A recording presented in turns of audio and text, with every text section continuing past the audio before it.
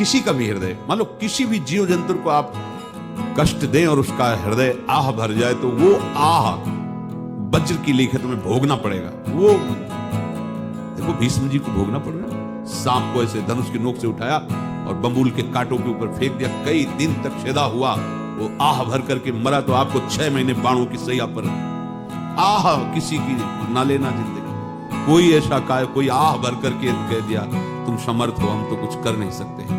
वो अंदर से दुखी, फिर तुम्हारी सामर्थ्य काम नहीं करेगी, मिट्टी में मिला देगी। ऐसा नहीं कि आप जो कर रहे हैं कोई देख नहीं रहा, कोई हिसाब किताब नहीं, जो कर रहे हैं अवश्य में भोक्तव्यम, बहुत सावधान।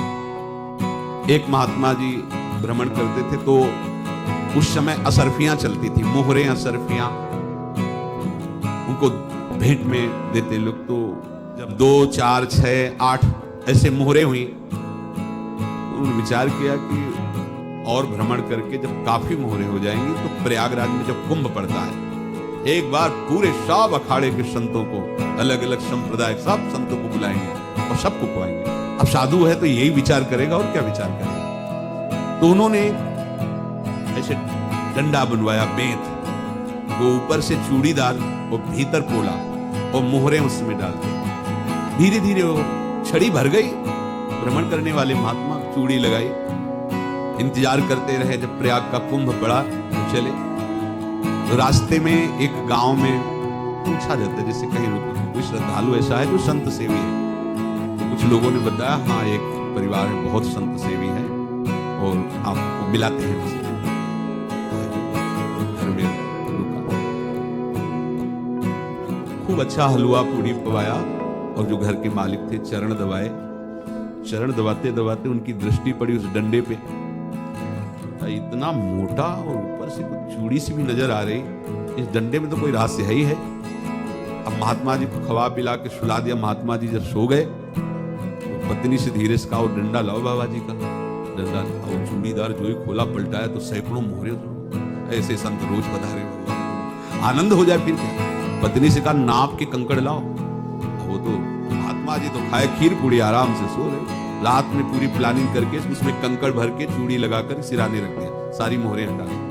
महात्मा जी गए प्रयाग में, किसी अखाड़े पर रुके और वहां प्रार्थना की कि कल जो है संपूर्ण अखाड़ों का निमंत्रण किया जाए और सब संतों को भोग पवाया जाए, उनको दक्षिणा भी दी जाए। संत जन निमंत्रित हो गए, भंडारा बन रहा है। तब वहां के महंत है, उनका देखो भंडारा भी बन रहा है, संतों को निमंत्रण। अब आप अर्थ की व्यवस्था कीजिए, क्योंकि इतनी बड़ी हमारी सामर्थ्य नहीं थी जितना हमने किसी तरह हमने व्यवस्था की। अब मुझे अर्थ चाहिए, तभी आगे की व्यवस्था बढ़ेगी। संतों को दक्षिणा देंगे और जिनसे अर्थ लिया उनको दे। देखो रसोई बन गई है सब। उनका छत्र विश्वास नहीं तो यार चूड़ी खोली, उनको तो था ना कि मोहरे हैं। तो जैसे कितना उनको सदमा लगा होगा, हजारों संतों का निमंत्रण, रसोई बन, मतलब संत हो के छल कपट। तो उनका, महाराज आपने तो हमारा नाश कर दिया, जो महंत थे। अब बताओ, रसोई बन गई, संत निमंत्रित हो गए, आप ये कंकड़ दिखा रहे हैं हमको। आपने तो हमें बर्बाद कर दिया, हमारी इतनी सामर्थ्य नहीं थी, आप पहले बता देते। संत होकर ऐसा छल कपट। अब वो बोले तो क्या बोले, क्योंकि उनको पता था कि मोहरे हैं इसमें। अंदर से उनका चिंतन गया उसी सेठ के पास, अच्छा ऐसा धोखा हमारे साथ किया, भोगोगे तुम। अब इनका कैसे मुंह दिखाएं, अब क्या करें। सुबह संत जन आएंगे, सबके बीच में हमारी कि देखो इन्होंने, अब क्या करें। गए और संगम में जाके छलांग लगाई, अपने प्राण त्याग दिए। अब उनके तो पास मोहरे थी और व्यापार बढ़ा, और 9-10 महीने बाद ही लड़का हुआ। बस बीमारी शुरू हो गई उनके शरीर में, अब उसमें पैसा जाना शुरू हुआ। इतने आसक्त तो वो दोनों हो गए कि कुछ भी हो, व्यापार ठप, संपत्ति बेचना शुरू। तो उन्होंने कहा कि बेटा मैं क्या कर सकता हूं तुम्हारे लिए। बोले हमारी अंतिम इच्छा है, प्रयाग चलो और जितने प्रयाग में संत महात्मा सबको एक बार भंडारा करवाओ, हमारी इच्छा अंतिम है। क्योंकि अंतिम यही इच्छा थी। तो बोले अब ज्यादा संपत्ति तो नहीं रह गई। तो बोले घर बेच दो, मेरे लिए ही तो है, बेच दो। मुझे लगता मैं बचूंगा नहीं, पर मेरी अंतिम इच्छा पूर्ण कर दो। घर बेच दिया, जेवर बेच दी। वहां गए, जब संत सेवा की तो बोले मुझे संगम तक ले चलो।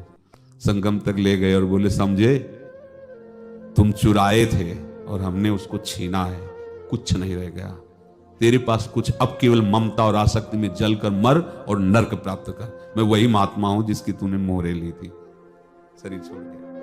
आह किसी की ना लेना जिंदगी में। कोई ऐसा कोई आह भर करके कह दिया तुम समर्थ हो, हम तो कुछ कर नहीं सकते, और अंदर से दुखी, फिर तुम्हारी सामर्थ्य काम नहीं करेगी, मिट्टी में मिला देगी।